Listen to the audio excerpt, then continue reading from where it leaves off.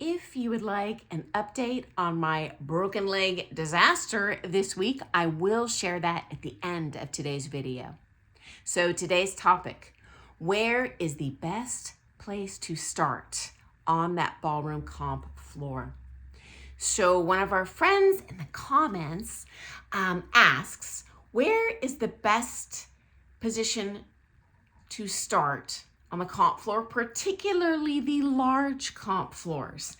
And should the strategy change between rounds? And yes, there are, I'm going to have 5 suggestions today that have worked well for my students. Number 1, go down to that comp floor as soon as you arrive at that hotel or venue. Scope out. Where is the on-deck area? Where are the couples walking off? Where are the judges standing? Each judge tends to have a sweet spot, and they're always going to go to that favorite spot on the floor. I know I do, middle of the long wall. There may be an unusual setup where, for example, if it's a very, kind of thin floor and there might be a really long dais and then a whole bunch of seating, maybe there's no judges at all ever on that dais wall. Well, make a note of where the judges are standing. And then secondly, the judges also each have usually a little habit of where they like to look.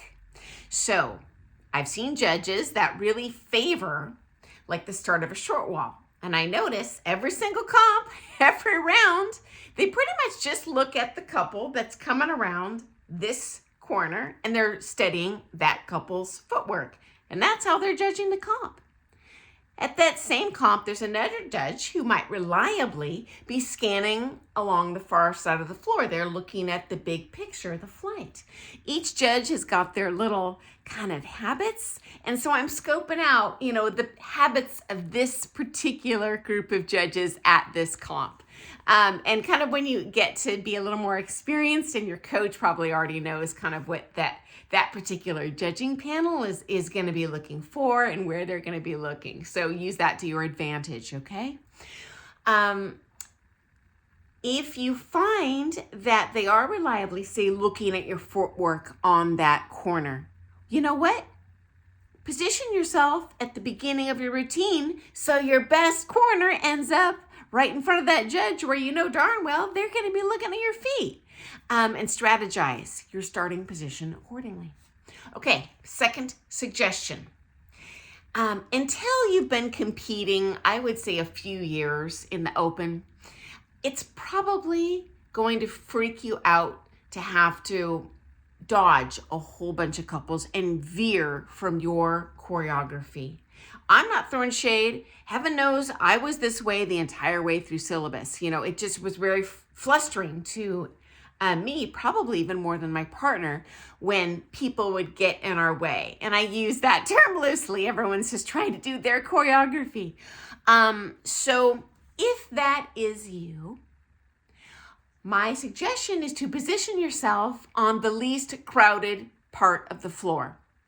Okay, so if your routine, say, starts, in the middle of a long wall, and you've got 10 couples crammed in the middle of that long wall at the start of your, foxtrot, and only 4 couples over here, well, for Pete's sake, go line yourself up where those 4 couples are. And guys, it is okay to reposition yourself, okay? So, this happened to me. I can't remember what comp it was, but we align ourselves because we were one of the first numbers to be called on the floor. We're all set up, and this little Italian couple comes, and I think they're just playing mind games with us. The man literally puts himself right in front of my partner, and he places his partner right in front of me. So now we're totally set up, and there's a couple right between us. So my partner totally kept his cool. I did too. I was like, oh, this is kind of funny. I guess they're trying to bully me, but I think it's hilarious. So, he walked over, grabbed my hand. We just went to the opposite side of the floor. You know what? The MC is not blind. The DJ know what's going on. Don't you worry. They're not going to mark it against you. You just tootle over to a better part of the floor. They respect good floor craft. They want you to dance your A game too, okay? So don't worry about that. No one is thinking anything bad. Okay, Number 3, you have the benefit of flight, okay? If you're competing in the ballroom dances. Every one of those dances is gonna haul butt around the floor, obviously depending on the song. Usually people get the least flight. For example, in a tango, you might only get 1.5 laps. You'll be cruising in a quick step, but regardless of where you start, you're gonna be seen. We don't get that benefit in the Latin, okay? So if it doesn't knock you off your A game, and you're not, putting yourself in a bee's hive of a busy part of the floor, it may be a little helpful for you to reposition yourself between those dances just to make sure you are being seen, okay, guys? So I have another suggestion for you. Many people, especially when they're in syllabus, are still relying heavily on visual learning, okay? And so what I find is, in the Latin, for example, they shouldn't really have a floor craft issue, say in a rumba, but dancing in a new room, they flip out because, well, wait a second, the DJ station isn't where I'm used to it being. The mirror wall isn't where I'm used to being. Wait, there's no mirror at all in this ballroom. Where am I? And they really get a little bit frazzled and lose their cool. In this case, I recommend going into that comp floor ballroom and making some visual markers. Oh, shoot. Okay, I'm a little frazzled. Let's see. Let's pretend the dais wall is my mirror wall. Let's pretend the on-deck area is where the DJ station is in my dance studio, okay? And then wherever you usually start in your dance studio, just have that visual in your head when you're walking onto that comp floor and position yourself there on that comp floor. So just that whole time think it's not a judge's dais, that's my studio mirror, and tromp through your routines. If you keep your cool, that's gonna be more important than strategically moving between each dance, because it doesn't matter if you're moving between each dance if you completely flip out and forget your routines and don't dance well. The dancing well is going to matter more at that point, okay? So that's a little bit more of an advanced strategy, in my opinion, of really focusing on moving those dances around between dances. Okay, so final suggestion, full disclosure. Your posture is exponentially more important and impactful than your position on the floor. So make sure in your private lessons, I know you're eager to work on the dancing, I am too, but please invest the time in working on how to present yourself when you walk on the floor, how to stand when you're waiting to be called up or to call your partner up for the next dances. It doesn't matter if you're 100 feet away. If you have good posture, honestly, it's gonna be more impactful and get you more marks from that judge than if they just happen to see you. I promise you that, friends. So that's my 5 suggestions for kind of some little strategies that might help you in your next comp. Okay, next up, the broken leg update. So I did have my first follow-up visit today with my primary care physician. Okay, and happy, guess what I have? So for our friends outside of the United States, we have like handicapped parking spaces, which get like really good cherry spots in the parking lot at the grocery store and stuff. So yeah, I got to cruise into the grocery store today, front and center, like a boss. And so that was great. Plus, I'm back to using my walker, so it's very helpful and appreciated. Yeah, and I'm back to doing that riding cart too. I thought I was done with that with the broken hip stitch, but no. Number 2, even better news. I was able to get a DEXA scan scheduled. So it's very unusual that someone my age would break a hip, a pelvis, a femur, now my, fibula, in such a short period of time.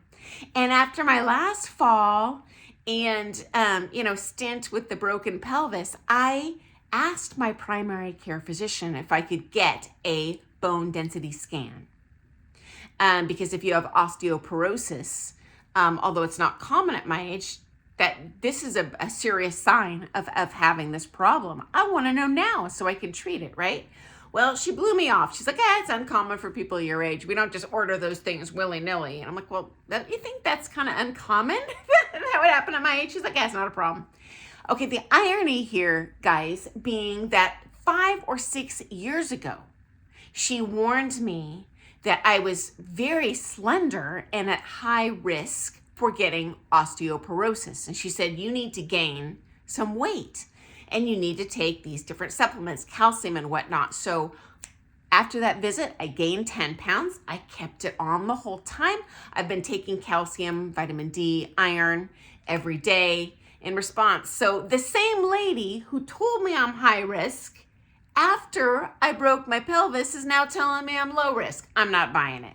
So yeah, Mama did a little follow-up call the second I got home from this broken bone, and I was like, can you reconsider that bone scan? Because this is real sus to me. And if you can't do it, can you give me someone that'll give me a second opinion? And so, yeah, she wouldn't do it over the phone, but she did see me today, and she approved the parking pass, and way more important, she improved this. It's called a DEXA scan. So, I'm excited. I probably shouldn't be excited for that. Yeah, I'm just excited I finally get one. And I've got a couple more follow-up visits this week with doctors, including the orthopedic surgeon, follow-up x-ray. Oh, good times. So I'll update you on that stuff in a future video, guys. But thank you so much for your kind words. While I convalesce, I hate sitting on my butt, so it brings joy to my day to just hear you guys are thinking about me and rooting for me. And many people commented on the osteoporosis danger, and guys, I was on it long before you commented. Yeah, I'm very optimistic, but something to be said for hedging your bets. So I'll keep you updated, guys. And I can't say the swelling is better today, although I woke up in crazy pain in the middle of last night. So not sleeping so well, so I might look a little haggard, but hey, on the mend. And this situation is nowhere near as debilitating or painful as my fall a couple months ago. So anyway, I look forward to seeing you first thing tomorrow morning for some more things ballroom dance.